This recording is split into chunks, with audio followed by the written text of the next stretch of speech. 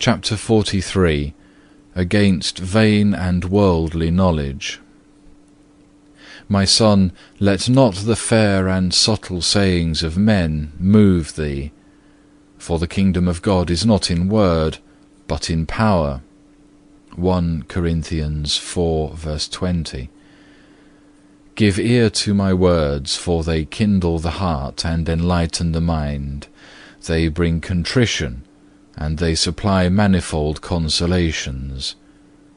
Never read thou the word, that thou mayest appear more learned or wise, but study for the mortification of thy sins, for this will be far more profitable for thee than the knowledge of many difficult questions. When thou hast read and learned many things, thou must always return to one first principle. I am he that teacheth man knowledge. Psalm 94 verse 10. And I give unto babes clearer knowledge than can be taught by man. He to whom I speak will be quickly wise, and shall grow much in the spirit. Woe unto them who inquire into many curious questions from men, and take little heed concerning the way of my service. The time will come when Christ will appear, the Master of masters, the Lord of the angels, to hear the lessons of all, that is, to examine the consciences of each one. And then will he search Jerusalem with candles, Zephaniah 1 verse 12, and the hidden things of darkness, 1 Corinthians 4 verse 5, and the hidden things of darkness shall be made manifest, and the arguings of tongues shall be silent.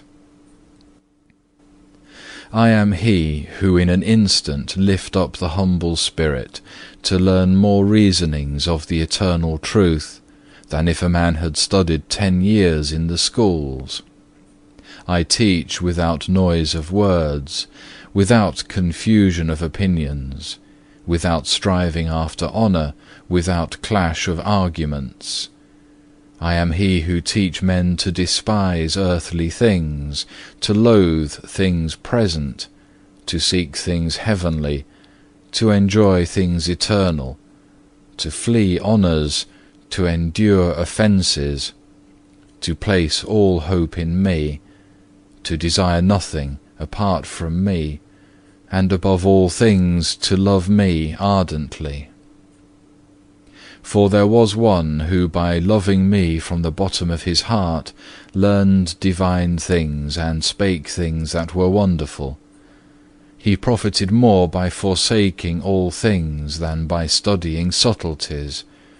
But to some I speak common things, to others special. To some I appear gently in signs and figures, and again to some I reveal mysteries in much light. The voice of books is one, but it informeth not all alike. Because I inwardly am the teacher of truth, the searcher of the heart, the discerner of all thoughts, the mover of actions, distributing to each man as I judge meet.